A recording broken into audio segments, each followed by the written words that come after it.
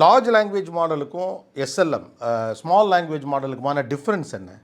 இப்போது ஃபஸ்ட்டு நம்ம large language model தான் மெயின். இப்படி சொல்லலாம், ஒரு 10 லைப்ரரி இருக்கிற புக்கை எல்லாத்தையும் மக்கப் பண்ணி நீங்கள் சொல்கிறீங்க உள்ளே போ, 10 லைப்ரரியோ 100 லைப்ரரி எல்லாத்தையும் தூக்கி தலையில் ஏற்றிக்கோ.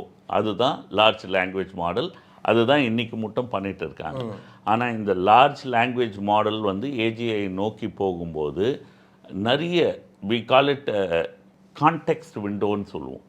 இந்த கான்டெக்ஸ்ட் விண்டோ இஸ் வாட் எல்லாருமே ஒர்க் பண்ணுறது. இப்போ GPT, Gemini as well as இப்போ பார்த்தீங்கன்னா ரீசெண்டாக கிராக்குன்னு சொல்லிட்டு Grok 4.0 released by Elon Musk team XAI. அவங்க கம்பெனி ஆரம்பித்து 28 மாதம்தான் ஆகுது. 2.5 வருஷத்துக்குள்ளே they got from where they R.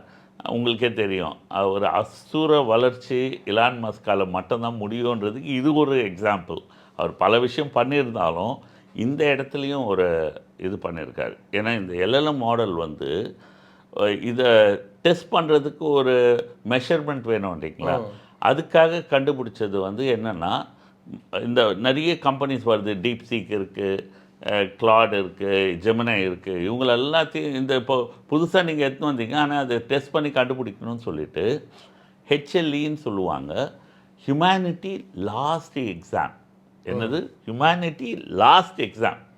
அதாவது ஒரு 100 துறைகள், எல்லா துறையும், லிட்ரேச்சர், லிங்குஸ்டிக்ஸ், கிளாசிக்கல், மேத்தமேட்டிக்ஸ், எல்லா துறையிலையும் PhDs அவங்கள கூப்பிட்டு கம்ப்யூட்டர் ஏஐ சால்வ் பண்ண முடியாத மாதிரி கேள்விகள் க்ரியேட் பண்ணி 2500 கேள்வியை க்ரியேட் பண்ணியிருக்காங்க. இந்த ஹியூமனிட்டி லாஸ்ட் எக்ஸாம் வச்சு தான் ஒரு LLMையும் டெஸ்ட் பண்ணுறாங்க. அந்த LLM கிராக்லேருந்து ஜெமினைலேருந்து எல்லாமே இந்த மாதிரியாக டெஸ்ட் பண்ணப்பட்டது டெஸ்ட். இப்போ அந்த டெஸ்ட்டில் ஒரு ஸ்கோர் வரும். அது வந்து இப்போ இந்த PhD பண்ணவங்க டெஸ்ட் பண்ண இவங்களே 3லேருந்து 5 மார்க் வாங்க மாட்டாங்க.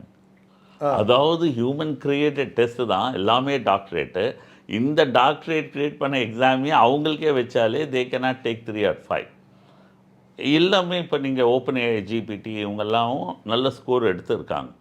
ஆனால் தே couldn't able to do as what Grok 4 44 mark எடுத்திருக்கு.